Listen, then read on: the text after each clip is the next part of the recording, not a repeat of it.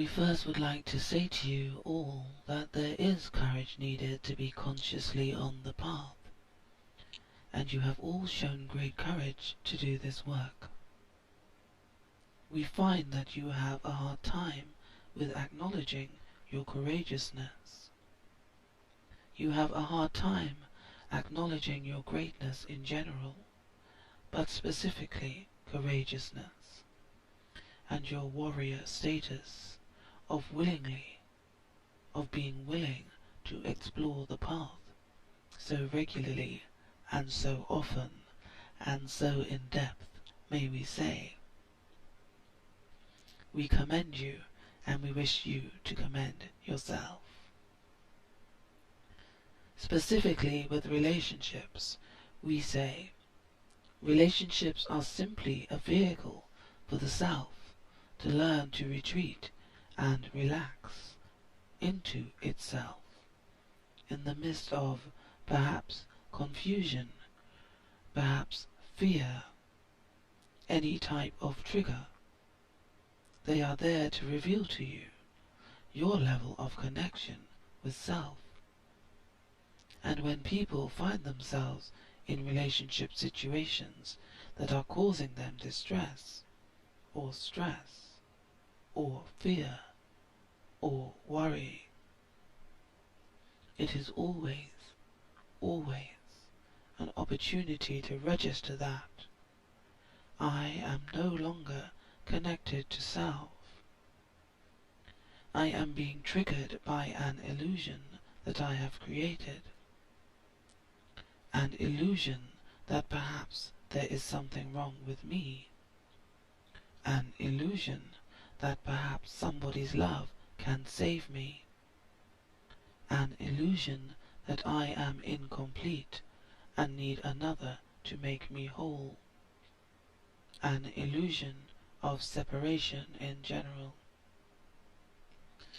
And we say the beauty and value of relationships are this is their gift, that even in the most wonderful, loving, nurturing relationship, it is always only an indication of relationship with self.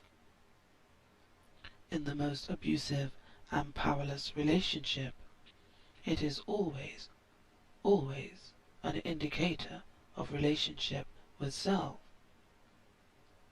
And that you will find that those who have been in extreme negative situations, and we are talking about the many brutalities that are seen on your earth plane, from dictators to genocide, it is about the dictator's relationship to self, and the victim's relationship to self, and that each individual has a different reaction to the dictator's behavior. It is not the dictator's behavior that is determinant of how people respond. It is their inner relationship. And so you will find often that there will be many who will crumble and croak in those situations, and there are many that will become inspirational and teachers.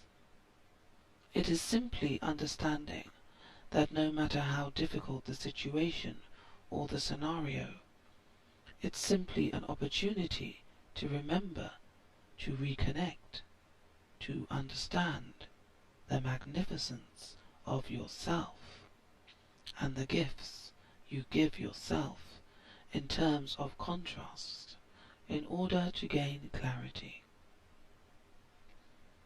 And we are not saying it is emotionless and people ought to be robotic. We are saying if you see the joy and the gift and the blessing in feeling pain, go ahead and continue to feel the pain. If, however, the pain disturbs you and you wish to find another way of responding, then perhaps what we are saying may be helpful to you. That all relationship, all creations, all contrast, is created by you and for you, that you are in your own individual experience, in order to remember that you are not an individual experience. It is paradoxical indeed, but it is the purpose of life here on earth, that you are an individual experience, but from source perspective. And so all relationships are simply a mirror of your lack of connection to that remembering, or indeed your connection to that remembering.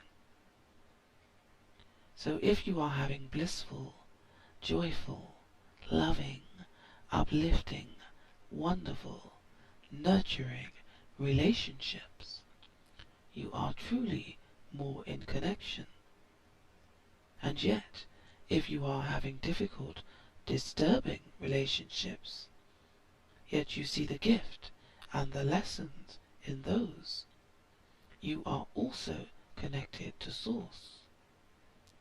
But when you deny the connection, and you feel things are happening to you, and that things are created despite your best efforts, then you are disconnected from Source and Self, you see.